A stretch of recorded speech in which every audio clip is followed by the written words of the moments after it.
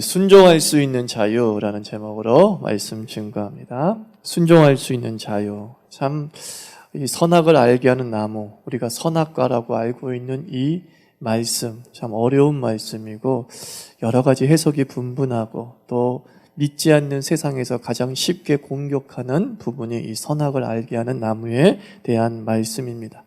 왜 하필이면 선악과를 두시어 인간을 범죄하게 했느냐?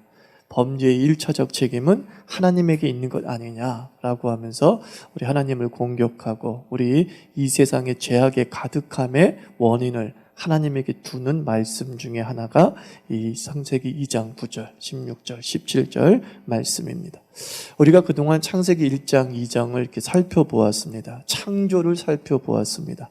그 창조는 사람에게 최선이었음을 확인하게 됩니다. 하나님의 사랑이 표현된 지고의 아름다움이 창조였다. 하나님께서 마지막 날에 사람을 창조하시면서 그 사람에게 준 에덴 동산과 모든 우주 만물은 정말로 보시기에 심히 아름다울 정도로 지고의 아름다움이었다. 하나님은 사람에게 무거운 짐을 주신 것이 아니라 행복한 삶을 허락하셨다. 그게 창세기 1장과 2장의 내용이었음을 우리가 확인할 수 있었습니다. 하나님의 뜻을 이해함에 있어서 전제가 있습니다. 그것은 뭐냐면 하나님의 선하심에 대한 고백과 인정입니다. 내가 하나님의 뜻을 온전히 이해하기를 원하면 우리가 프리포지션이 있어야 된다는 거예요. 전제가 있어야 된다는 거예요. 그 전제는 하나님은 선하시다. 이 인정이 있어야 비로소 온전한 하나님의 뜻에 대한 이해가 생기게 됩니다. 선하심에 대한 전제, 이것이 있으면 지금 이해되지 않음에도 불구하고 하나님을 이제 일단 신뢰하게 되는 거예요. 나의 하나님은 선하신데, 내가 지금 이해가 되지 않지만 나의 하나님은 선하신데 이것을 나에게 줄 리가 없어 라고 생각하게 됩니다.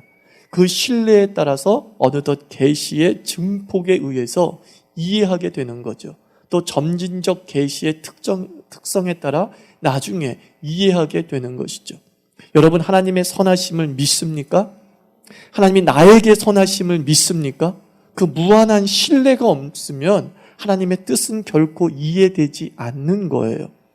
여러분, 상대성 이론이라는 게 있지 않습니까? 아인슈타인에 의해서 특수 상대성 이론, 일반 상대성 이론. 저는 학창 시절, 그러니까 중학교, 고등학교 다닐 때에 그 상대성 이론에 대해서 정말 이해가 되지 않았습니다. 말도 안 되는 이야기처럼 들리기도 했어요. 저게 서 있는 거라고? 근데 저게 원래 빨리 가는 거라고? 도저히 이해가 되지 않았어요. 그러다가 20살 대학에 들어와서 물리학에 대한 책을 우연하게 접하게 되고 또 물리학에 대한 쉬운 설명서 몇 권을 읽으면서 상대성 이론이 이런 것이구나 라고 이해가 됐어요. 그 이해되기까지 저에게는 10년의 시간이 필요했던 겁니다. 이해가 이성의 영역처럼 보이지만 실상은 사실 신앙의 영역이에요. 이성이 아니라 신앙의 영역이에요. 대표적인 경우가 이단에 빠진 사람들, 요즘에는 신천지가 문제니까 신천지에 빠진 사람을 보십시오. 성경 해석의 불합리성, 억지, 왜곡을 갖고 있습니다. 그래서 이건 말도 안 된다.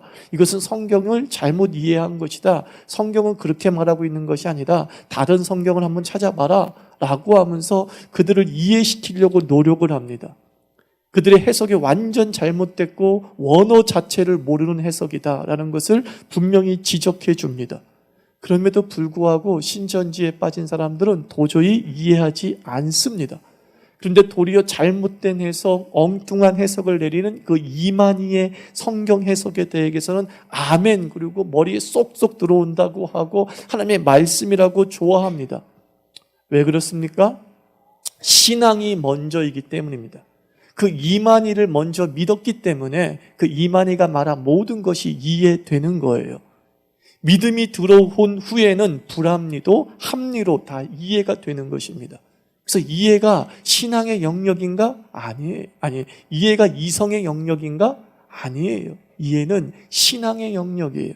내가 믿는 것을 이해하는 것이지 사실은 내가 뭔가 머리로 이해한 것을, 내가 머리로 깨달은 것을 이해한다? 라고 할 수 없는 것이죠. 그래서 물리학자들도 어떻게 보면은 끊임없이 자기의 믿음을 증명하기 위해서 노력을 하고 있는 거예요. 그러다가 실패에 도달한 사람들도 있고 자기의 믿음이 검증된 사람들도 있는 것이지요. 있는 것이죠.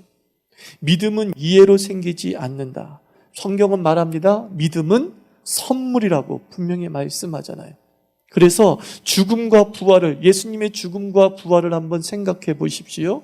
도대체 예수님께서 나의 죄를 위해서 죽었다? 그리고 3일 만에 부활하셔서 우리가 그 예수를 믿으면 모든 죄를 용서받고 하나님의 자녀가 되며 영생에 이르게 된다?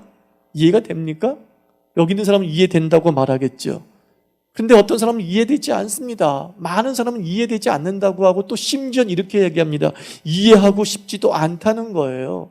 사람이 대신 죽었다가 모든 사람의 죄가 다 용서된다. 이건 너무 쉽고 말도 안 되는 것. 논리적으로는 맞을지 모르겠지만, 설명으로 맞을지 모르겠지만 나 그거 정말 이해하고 싶지 않아. 거부하는 거예요. 예수님의 죽음과 부활이 우리 삶에 미친 그 영원한 삶의 영향력을 이렇게 설명해줘도 에이 말도 안 돼 그러는 거예요. 왜 말이 안 돼요? 말 되게 잘 설명했잖아요. 근데 말이 안 돼? 이해가 안 돼? 라고 얘기합니다. 왜 그런 줄 아십니까? 믿음이 역사하지 않기 때문이에요. 사실은요. 그런데 우리는 어떻습니까? 이 예수 그리스도의 죽음과 부활, 그 예수 그리스도께서 나를 위해서 죽으신 걸 믿습니까? 그 예수께서 나를 위해서 다시 살아나신 것을 믿습니까?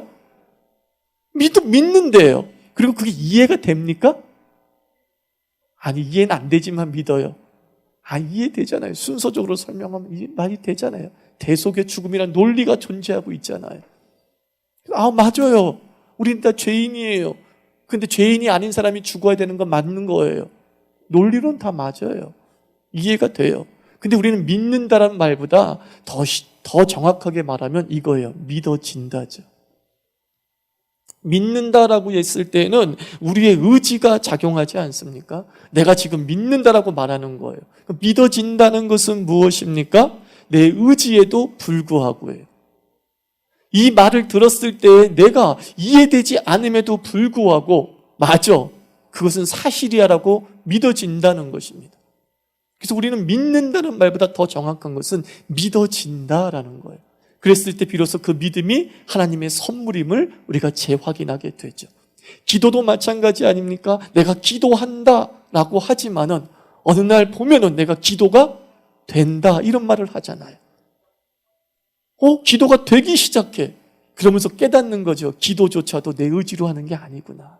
하나님이 하게 하시고 성령님이 말할 수 없는 타식으로 내 영혼을 붙잡아 줄 때 우리는 기도하는 게 아니라 기도가 되기 시작하는 거예요. 그 한 시간도 기도가 안 됐던 사람이 어느 날 기도가 되어서 한 시간이 훌떡 지나가게 되는 것이죠. 믿음은 그런 영역이라는 거예요. 하나님이 주심으로 말미암아 우리는 이해되기 시작하는 것입니다. 하나님께서 우리에게 믿음을 선물함으로 말미암아 예수 그리스도의 그 죽음과 부활이 우리 삶의 영생이며 내가 하나님의 자녀가 되었음을 믿어지게 되는 것이죠. 자, 이것을 이해해야 돼요. 하나님의 선하심, 하나님이 우리에게 믿음을 주심, 이 전제를 먼저 깔지 않는 한 성경 어느 곳도 이해할 수 있는 부분은 없어요. 그러나 하나님의 선하심이 전제되어지고 하나님이 나에게 믿음을 주심을 전제한다고 한다면 성경 하나하나가 그래도 내가 아멘으로 받아들이게 되는 것이죠. 오늘 2장 9절에는 생명나무가 나오고 선악을 알게 하는 나무가 있어요. 동산 중앙에, 에덴 중앙에, 에덴은 원래는 동산이라는 뜻이에요. 근데 에덴 동산은 이게 중의어가 돼버리죠. 그래서 에덴 동산. 동산 중앙에 생명나무와 그리고 선악을 알게 하는 나무를 두었다라고 말하고 있어요. 생명나무는 대부분의 신학자가 이렇게 해석합니다. 영생을 상징하는 거라는 거죠. 영생. 그래서 어떤 신학자는 그 실질적으로 그 생명나무에 달린 그 열매를 따먹음으로 영생이 지속되었다라고 하는 그 열매의 능력을 말하는 사람도 있어요. 반면에 종교개혁자인 칼빈 선생님은 이런 얘기를 해요. 이 생명나무는 무엇이냐? 생명의 근원이 하나님께 있음을 기억해주는 성내전적 의미를 가지고 있다라는 거예요. 이 생명나무 자체가 생명의 능력을 가지고 있는 것이 아니라 그것을 따먹을 때마다 생명이 10년 연장되고 20년 연장되는 과실 자체의 능력이 아니라 그 생명의 과실을 따먹는 것이 성내전적 의미를 가지고 있다는 거예요. 더 쉬운 얘기로 하면은 우리가 예수 그리스도의 죽으심과 부활을 상징하기 위해서 우리가 뭘 먹죠? 포도주와 떡을 나누어 먹죠. 그것을 통해서 우리는 예수 그리스도의 죽음에 동참하고 부활하심에 동참하는 것이죠. 그것을 먹을 때마다 우리가 죽어요? 아니죠. 그것을 우리가 포도주를 마실 때마다 죽어요? 아니죠. 우리가 세례를 받을 때 살아나요? 아니죠. 단지 예수 그리스도의 죽음과 부활을 통해 우리에게 새 생명이 주어졌다고는 상징적 의미로 우리는 성례전을 하고 있잖아요. 성찬을 하고 있잖아요. 그게 바로 성례전적 의미라는 것이죠. 하나님이 우리와 함께 하시고 그 영원한 생명의 근원을 우리에게 주셨다라는 것에 대한 신앙 고백적 차원으로 생명나무의 과실을 따먹는 거죠. 다른 말로 하면 뭐예요? 예배하는 거예요. 그 생명나무를 따먹는 그 행위 자체가 예배의 행위가 되는 것이죠. 그것을 통해서 영원히 나에게 하나님의 생명이 주어졌다는 신앙 고백을 한다. 저는 이 칼빈의 해석이 참 성경 전체 해석과 맞다고 생각을 합니다. 왜냐하면 생명과실의 능력이 과실 자체에 있다고 한다면 하나님의 창조는 부족한 창조가 돼버리는 거예요. 부족한 창조가. 그리고 믿음과 관계없이 그 생명나무를 먹으면 어떻게 되는 거예요? 누구나 다 영생을 얻는다고 하는 샤먼적 의미가 담기게 되는 거거든요. 그래서 이 칼빈이 말했던 성례전적 의미가 맞는 것 같아요. 그리고 생명나무는 실제하는 거죠. 실제하지만 그것이 능력을 주는 것이 아니라 그 행위가 성례전적 의미를 가지고 있다라는 것이죠. 이해가 좀 되십니까? 그죠? 그거는 그렇게 이해를 하시면 좋겠어요. 그 다음에 이제 선악을 알게 하는 나무가 있었다라고 얘기합니다. 생명나무가 있고 그 옆에 또 선악을 알게 하는 나무가 있어요. 참 하나님의 이 설계가 참 희한하죠. 그러니까 참 그런 것 같아요. 바울이 얘기하기를 죄가 더한 곳에 은혜도 더했다. 그래서 죄와 은혜의 아주 근접성을 설명하고 있지 않습니까? 그죠? 은혜 받고 또 쉽게 뭐해요 우리가? 죄 짓는 경우 굉장히 많잖아요. 오늘 너무나 은혜를 받았는데 집에 가서 막 분노하고 짜증내는 이 죄와 이 은혜의 어떤 밀접한 관계성이 창조 때부터 있는 것 같아요. 하나님께서 생명의 나무를 두시고 바로 옆에다가 선악을 알게 하는 나무를 둔 거예요. 우리가 어떤 쪽에다 손을 뻗느냐에 따라서 쉽게 취할 수 있는 그런 설계 구조를 가지고 있어요. 자, 선악을 알게 하는 나무는 어떻게 알아요? 그것은 절대 먹지 말라라고 16절, 17절에 기록이 되어져 있고 그것을 먹는 날은 어떻게 돼요? 너희가 반드시 죽게 될 거야 라고 말씀합니다. 그러니까 선악을 알게 하는 나무를 두셨다. 즉 먹지 못하는 것을 두셨다라는 거예요. 분명히 16절 보면은 너희는 모든 각종 나무의 열매는 다 먹어라 그랬어요. 먹어라. 근데 먹지 못하는 것 하나를 두셨다는 거예요. 그럼 뭐예요? 제한을 두셨다는 거죠. 근데 하나님께서 제한을 두셨는데 오직 한 가지 제한이잖아요. 그렇지 않습니까? 각종 모든 나무의 실과는 다 먹어라 라고 풀어주셨어요. 딱 한 가지만 먹지 마 라고 했어요. 근데 죄된 인간은 어때요? 그 한 가지 제한에 불만을 품어요. 성경을 보면서 불신자들도 꼭 뭐라 그래요? 왜 그거 먹지 말라고 하셨냐는 거예요. 모든 것을 먹으라는 것에는 눈에 안 들어와. 다 네 거야라는 것은 눈에 안 들어와. 오직 한 가지 뭐만 눈에 들어와요? 이건 먹지 마. 이것만 눈에 들어오는 거예요. 그러면서 얘기하는 거예요. 하나님 너무 치사하다는 거예요. 왜 먹지 말라는 거 그거? 왜 그걸 먹지 말라 그래? 그러나 믿음의 사람은 무엇의 역사예요? 모든 것을 먹으라의 사실 역사예요. 와, 하나님이 다 먹으라 그랬어. 여 모든 실과 100가지가 있는데 99가지 다 먹으라고 했어. 우리가 심리학자들이 연구했다고 하자 10가지 잘하고 한 가지 화를 내버리면 사람들이 그런데요. 아유, 저 사람 드디어 성격 나오네. 저 성질 어떻게 참았대? 그랬다는 거예요. 정말 10가지 다 참은 좋은 성격인데 한 가지 화낸 것 때문에 성질 더러워 이렇게 한다는 거예요. 어떻게 참았대? 그러는 거예요. 반면에 10가지 악하고 한 가지를 잘해주면 이렇게 한다는 거예요. 저 사람은 그렇게 나쁜 사람은 아니야. 우리가 그동안 오해했어. 이런다는 거예요. 인간이 이래요. 죄된 인간이 이래요, 여러분. 믿음이 역사하지 않은 인간이 이래요. 모든 좋은 것에 대해서는 부정해버리고 나쁜 것 한 가지에 대해서는 긍정해버리는 것이죠. 그게 죄된 인간의 심리적 역사이죠. 우리 여러분들 성경을 읽을 때 하나님의 좋으심만 보입니까? 하나님의 나쁜 점만 보입니까? 우리 자신 한번 평가해 보세요. 모든 각종 실과는 먹으라고 하신 것에 눈이 번쩍 뜨이십니까? 아니면 선하게 알게 하는 나무는 먹지 마! 여기에만 집중해서 이게 무슨 뜻이지 무슨 뜻인지 하고 고민을 하고 있습니까? 저는 우리가 먼저 성경을 읽으면서 해야 될 일은 감사라고 생각합니다. 성경을 읽어나가면서 감사를 먼저 발견하시기 바랍니다. 감사의 밑줄 그으시기 바랍니다. 아, 이것에 감사, 저것에 감사, 저것에 감사. 그것이 창조된 인간의 원형이었잖아요. 두 가지가 놓여 있어도 하와와 아담이 범죄하기 전까지는 그 두 가지 중에 무조건 뭘 선택했어요? 많은 것. 각종 나무의 실과 나에게 허락된 것 안에서 충분한 자유를 누렸다는 것이에요. 근데 어느 날 삐딱함이 그에게 들어왔을 때, 다음 주에 살펴보겠지만 삐딱함이 들어왔을 때 나에게 못된 것 하나, 나에게 제한을 준 것 하나에 온 신경이 쓰이기 시작하더라는 거예요. 마귀가 그렇게 역사하는 것이죠.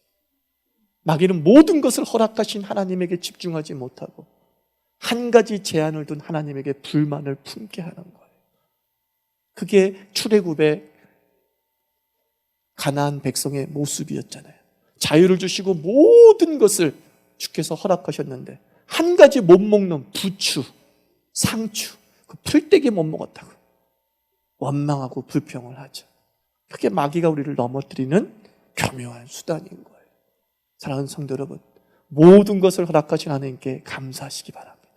그죠? 성경을 읽을 때마다 모든 것을 허락하시는 그 하나님을 밑줄을 그어 나가게 될 때 우리 삶의 생명이 역사하게 될 줄 믿습니다.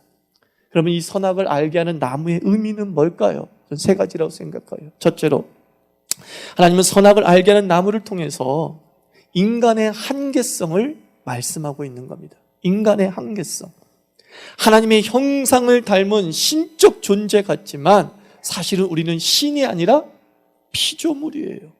우리는 하나님의 형상을 갖고 있지만 하나님이 아니에요. 우리가 이 사실을 알아야 돼요. 모든 것을 다 할 수 있는 것 같지만 모든 것을 다 할 수 있는 인간, 신이 아님을 우리가 분명히 기억해야 돼요. 우리는 하나님이 허락하신 것만 할 수 있습니다. 우리가 무너지고 넘어지는 이유는 무엇입니까? 이 인간의 한계성을 부인하는 거예요. 내게 능력이 생깁니다. 내가 뭔가 일이 잘 풀립니다. 그때 우리는 생각합니다. 내가 뭐든지 다 할 수 있어. 이런 거예요. 내가 손대는 일마다 다 할 수 있어. 라고 생각하기 시작한다는 거예요. 저런 일쯤 나도 할 수 있어. 저런 일쯤은 나도 넉넉히 감당해. 인간의 한계성이 부인되어지기 시작하는 거죠. 분명히 하나님은 못하는 것 하나 분명히 우리에게 주셨는데 우리에게 못하는 것 분명히 있어요. 이거 인정해야 돼. 나는 저거는 못해. 내가 저거는 해서는 안 돼. 못해와 해서는 안 돼. 이것을 구별할 줄 알아야 되는 거예요. 이건 못해, 이건 해서는 안 돼. 그게 인간이에요. 그게 창조된 인간의 원형이에요. 예수님께서도 모든 것을 다 할 수 있는 분이셨어요. 예수님이 천군 천사를 동원해서 어떻게 해요? 이 모든 노바 명사를 쓸어버릴 수 있다라고 했어요. 근데 예수님이 하셨어요? 안 하셨어요? 하지 않았어요. 해서는 안 되는 일이거든요. 해서는 안 되는 일이거든요. 그건 성부 하나님의 영역이거든요. 구원의 스케줄에 따라 내가 해야 될 일은 그 절대적 권능을 사용하지 않는 제한이야. 인간으로서 예수님의 모습을 보여주는 거죠. 인간으로서 예수님은 신성을 가진 분임에도 불구하고 저것은 인간으로서는 해서는 안 되는 일이거든요. 하나님이 허락하신 일이 아니거든요. 구원에 있어서 천군 천사를 동원하는 것은 하나님이 허락한 게 아니거든요. 그러므로 예수님은 하나님이 허락하지 않은 그 제한을 인정했어요? 안 했어요. 안 했어요. 우리가 이렇게 연약한 존재이고 한계성을 가진 존재임을 날마다 인정해야 돼요. 그래서 라인홀드 리버의 기도문에 보면 하나님, 제가 변경할 수 없는 일들을 받아들일 수 있는 마음의 평온함과 내가 변경할 수 있는 일들을 변경하는 용기를, 그리고 그 둘의 차이점을 이해하는 지혜를 주시옵소서 그랬어요. 내가 할 수 있는 일과 내가 할 수 없는 일을 분별할 수 있는 지혜. 분별할 수 있는 지혜.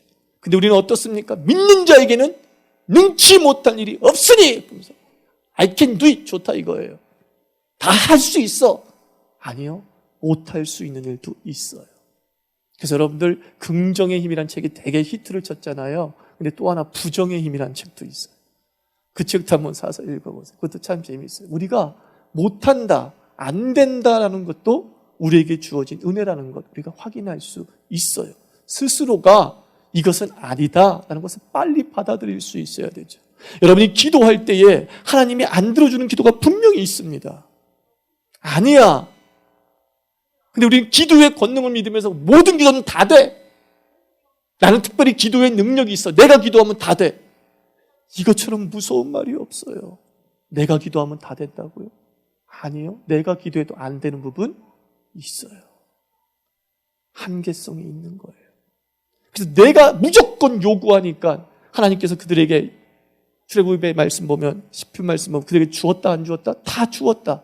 근데 그것이 뭐예요? 그들을 피를, 뼈를 썩게 한다 그랬어요. 썩게. 제약을 둔 것을 내가 다 가지려고 했을 때 결국 내가 죽는 일이 벌어지고 마는 거죠. 이 인간의 한계성을 인정하지 못한 아담과 하와가 결국은 죽음으로 내몰게 되는 것과 마찬가지라는 거예요. 그러면 사랑하는 성도 여러분, 기도할 때 너무 오래 기도했는데 브레이크가 많이 걸리는 것에 대해서는 고민해 봐야 되는 거예요. 고민해 봐야 되는 거예요. 이 문제는 다른 것을 원하시는가? 라고 하면서 하나님과 좀 더 진중한 대화를 할 필요가 있는 것이죠. 제약을 왜 두셨을까? 기도는 역사하는 힘이 있는데 왜 이 제목, 기도 제목만큼은 주께서 제약을 두셨을까? 한번 우리가 눈여겨볼 필요가 있는 거죠. 그래서 라인홀드 리버가 그 기도문에, 우린 그 기도문만 기억하지만 그 기도문의 중간에 또 이런 기도를 드렸어요. 제가 당신의 뜻에 굴복한다면 저는 이 땅의 삶에서 너무나 행복할 것입니다. 라인홀드 리버가 그런 기도를 드렸어요. 주님의 뜻에 굴복했을 때 나는 참 행복할 것입니다. 다른 말로 무슨 뜻이에요? 자기가 참 주님의 뜻에 굴복하지 못했던 존재였다는 거예요. 그래서 하나님께 기도하고 있는 거예요. 내게 굴복할 수 있는 힘을 주시옵소서. 내가 주님의 제약에 대해서 인정할 수 있는 힘을 주시옵소서. 그렇게 기도하고 있는 것이죠. 두 번째, 선악을 알게 하는 나무의 열매는 무엇은 의미입니까? 하나님의 기준이죠. 하나님께서 아담과 하와를 만드시고 난 다음에 그들에게 삶의 기준을 주신 거예요. 하나님 나라에는 법도가 있습니다. 우리 율법을 한번 살펴보십시오. 이스라엘 백성이 출애굽해서 해방되어서 가나안으로 갈 때에 하나님께서 율법을 그들에게 허락했어요. 구원 받기 전에 율법을 준 게 아니라 구원 받은 이후에 그들에게 율법을 주셨어요. 그건 무슨 뜻이에요? 구원 받은 백성의 삶이 있다는 거예요. 구원 받은 백성을 하나님의 법대로 살아야 될 의무가 있는 것이에요.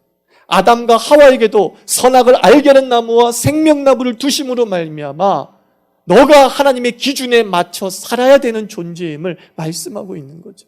이 창조가 아름다울 수 있는 이유는 그 하나님의 기준에 맞출 때 그 창조가 아름답게 보존되는 것입니다. 너희는 생육하고 번성하고 땅에 충만하라고 하는 그 말씀에 따라 살 때에 너희는 이것은 먹지 마라, 이것은 먹으라고 하는 주님의 기준에 맞춰 살 때에 그 창조는 아름답게 보존되어지고 하나님 보시기에 심히 아름다운 것입니다. 그래서 아담과 하와에게 주어진 메시지가 아니라 이제 새 생명을 얻은 우리에게도 동일하게 주어지는 메시지죠. 너희는 주의 말씀의 기준에 따라 살라는 것입니다. 그것이 우리 삶의 선악을 알게 하는 나무의 존재 이유인 것이에요. 그 말씀은 우리의 무거운 짐과 같지만 아니죠. 그 말씀에 순종할 때 그 말씀은 우리에게 날개를 주시는 줄 믿습니다. 순종해 보십시오. 순종해 보십시오. 그 기준에 따라 한번 살아보십시오. 사울이 하나님의 말씀에 순종하지 않았습니다. 그때 사무엘이 뭐라고 말했다고요? 천천의 수양의 재물보다 주의 말씀에 따름이 낫고 순종이 제사보다 낫습니다. 그랬어요. 주의 말씀에 대한 순종이 그 어떠한 종교적 행위보다 하나님이 귀히 받으시는 것이죠. 그 불순종이 결국 사울의 왕권이 무너지게 되는 이유가 되는 거죠. 반면에 다윗의 순종이 그의 왕권이 유지되는 힘이 되는 것입니다. 창조가 아름답게 보존되기 위해서는 그 기준에 따라 살아가는 것이에요. 철도가 기차가 부산까지, KTX가 부산까지 달려가기 위해서는 철로 위에 달려야 돼요. 그 철로를 벗어나는 것을 뭐라 그래요? 이탈이라 그래요. 이탈되면 그 KTX가 달려갑니까? 못 달려가요. 그 철로가 제한을 주는 것 같지만 철로는 KTX답게 만드는 것이죠. 그 철로 위에선 KTX는 시속 300km로 달릴 수 있는 거예요. 목적지에 도달하는 거죠. 말씀이 우리에게 제한을 주는 것 같고 왜 이 길로만 가야 돼? 라고 하는 답답함을 줄지 모르지만 그 말씀의 철로를 달려갈 때 우리는 300km의 능력이 될 줄 믿습니다. 목적지에 도달할 줄 믿습니다. 기준은 제약이 아니라 날개예요, 날개. 말씀은 제약이 아니라 우리 인생의 날개예요. 세 번째, 선악을 알게 하는 나무의 의미는 무엇입니까? 자유의지죠. 자유의지. 그죠? 이 선악을 알게 하는 나무를 먹느냐, 먹지 않느냐. 이게 바로 자유의지라는 거예요. 순종이냐, 불순종이냐를 선택할 수 있는 힘이 자유의지인 거예요. 우리가 하나님의 형상을 분명히 1장에서 얘기를 나누었습니다. 복습해 봅시다. 그 하나님의 형상을 철학적으로는 인격이다 그랬어요. 그 인격은 뭐라 그랬어요? 자유결정의 주체다 그랬죠. 스스로 결정할 수 있는 주체를 인격이다 그랬어요. 아이를 인격적으로 대하라는 말은 그 아이도 스스로 선택할 수 있고 스스로 결정할 수 있는 힘이 있다라는 것을 인정하는 것이죠. 인격은 그런 뜻이라고 말씀을 드렸어요. 스스로 결정을 할 수 있어요. 스스로 판단을 내릴 수 있어요. 그것에 의해서 결정을 해요. 이 자유의지의 반대말이 뭔지 아십니까? 본능이에요. 본능. 이 본능은 무엇입니까? 무조건 반사죠. 조정이 불가한 것을 본능이라고 합니다. 동물이 배고프면 으르렁 하면서 연약한 동물을 잡아먹는 것, 그걸 뭐예요? 본능이라고 합니다. 여러분이 배고프다고 앞에 있는 사람 잡아먹습니까? 예? 잡아먹지 않죠? 참습니다. 맛있게 보이지만 참습니다. 이건 아니지. 저 먹으면 안 되지. 뭐가 작용한 거예요? 자유의지가 작용하고 있는 거예요. 판단에 의해서, 지정의적 판단에 의해서 해야 될 것과 하지 말아야 될 것들이 작용하고 있는 거예요. 근데 바로 인간은 이 본능이 무너질 때가 있어요. 이 본능이 무너진 때를 뭐라고 하는지 아십니까? 아니, 자유의지가 무너진 상황을 뭐라고 하는지 아십니까? 중독이라고 그러는 거예요. 중독. 본능과 중독은 같은 말이에요. 같은 말. 중독은 뭡니까? 조정 불가죠. 내 의지가 나를 조정하지 못해요. 나를 통제하지 못해요. 그것을 중독이라고 얘기합니다. 게임 중독에 빠진 사람 안 할 거야 하는데도 하고 있어요. 동물의 용어로 따지면 본능이지만 중독에 빠져 있는 것이죠. 이 중독이 얼마나 무섭습니까? 하나님의 형상을 무너뜨리는 거예요. 주께서 우리에게 준 인격을 무너뜨리는 기교한 방법이 중독이에요. 중독. 섹스 중독에 빠집니다. 그러면 하루라도 섹스를 하지 않으면 견딜 수가 없어요. 그래서 막 나도 모르게 사창가를 찾아가든지 나도 모르게 겁탈을 하는 나를 발견하게 되는 것이죠. 사랑 중독이라는 게 있습니다. 이게 뭔지 아세요? 한순간도 내 옆에 남자나 여자가 없으면 견딜 수 없는 거예요. 막 사랑받는 느낌을 받아야지만 사는 것 같아요. 그래서 일주일 사귀고 누가 헤어지면 바로 다른 남자에게 찾아가고 여자에게 찾아가고. 사랑 중독. 중독은 우리의 모든 자유의지를 무너뜨리게 만드는 것이죠. 인격의 상실이죠. 저는 신학교 다닐 때 서철원 교수님이, 조직신학 교수님이 자유의지를 이렇게 설명해 줬어요. 자유의지란 뭐냐? 하나님이 태초에 주신 그 자유의지는 성경의 전반적인 상황을 따져봤을 때 이거다는 거예요. 순종할 수 있는 능력이라는 거예요. 하나님 우리에게 무슨 능력을 주셨어요? 순종할 수 있는 능력을 주셨다는 거예요. 선악을 알게 하는 나무를 통해서 너는 나에게 순종할 수 있는 능력이 있다는 것을 검증할 수 있었어요. 순종할 수 있는 능력이에요. 우리가 자유를 잃었다라고 얘기합니다. 성경에 보면 우리가 자유를 잃었다, 노예가 되었다, 죄의 노예가 되었다 그래요. 그게 무슨 뜻이에요? 하나님께 순종할 수 없게 되었다, 그런 뜻이잖아요. 갈라디아서를 잘 읽어보십시오. 너희가 죄의 종이 되므로 말미암아 누구에게 순종하지 못한다? 하나님에게 순종하지 못한다 그랬어요. 자유를 잃었다, 죄로 말미암아 자유를 잃었다, 이것은 내가 억압받는 존재가 되었다, 그런 뜻이 아니에요. 자유를 잃었다? 하나님께 더 이상 순종하지 못하더라는 거예요. 죄는 뭐하게 만들어요? 하나님께 순종하지 못하게 만드는 게 죄예요. 마귀가 어떻게 해요? 하나님께 순종하지 못하게 만들어요. 그게 죄예요. 순종할 수 있는 능력을 상실해버려요. 순종할 수 있는 능력. 그래서 율법을 받은 이스라엘 백성이 우리에게 가르쳐주고 있는 게 무엇입니까? 그들이 율법에 순종했다 못했다? 순종하지 못했다. 순종하지 못했다는 거예요. 자유가 없는 존재라는 것을. 그런데 예수 그리스도께서 그 율법에 어떻게 했다 그랬어요? 로마서 보면 순종했다 그랬어요. 그리고 뭐라고 말씀하니까 그 순종이 뭐예요? 죽기까지 순종했다. 가장 불가능한 것까지 순종했다, 그런 뜻이에요. 예수 그리스도께서 첫 아담이 되어서 그 모든 불순종의 철퇴를 가하고 하나님의 모든 말씀에 순종하는 존재가 되었어요. 그리고 그 능력을 우리에게 주셨어요. 예수 그리스도를 믿는 모든 자들도 자유가 되었다. 무슨 뜻인 줄 아세요? 이제 하나님께 순종할 수 있게 되었다. 여러분은 순종할 수 있는 존재입니다. 아십니까? 아담은 실패했지만 예수 그리스도의 순종하심으로 우리는 순종할 수 있는 존재가 되었습니다. 여러분, 그러므로 우리는 힘차게 아멘하며 살아야 될 줄 믿습니다. 네, 그 말씀대로 살겠습니다. 아멘. 살 수 있게 되었습니다. 그게 예수 그리스도의 구원의 영광의 능력이에요. 이 예배도 하나님께 순종해서 온 거잖아요. 그렇지 않습니까? 얼마나 순종하기 힘든 시간입니까? 이 시간이. 그럼에도 불구하고 이 시간에 나도 모르게 예배 자리에 왔어요. 무엇이 회복된 겁니까? 자유가 회복되었다는 뜻이에요. 자유가. 세상에 중독된 존재가 아니라 이 중독을 끊고 내가 이곳에 올 수 있는 선택을 하는 그 자유, 하나님의 선하신 곳에 찾아올 수 있는 이 자유, 의지가 작동한 것이죠. 그게 바로 선악을 알게 하는 나무의 세 번째 의미. 순종할 수 있는 능력, 얼마나 감사합니까? 그죠? 오늘 하루하루도, 이제 이후로도 사랑하는 성도 여러분, 우리 첫 아담의 불순종의 길로 가지 마시고 두 번째 아담이신 예수 그리스도의 죽기까지의 순종의 길로 갈 수 있으리라 믿습니다. 네, 기도합시다. 하나님 감사합니다.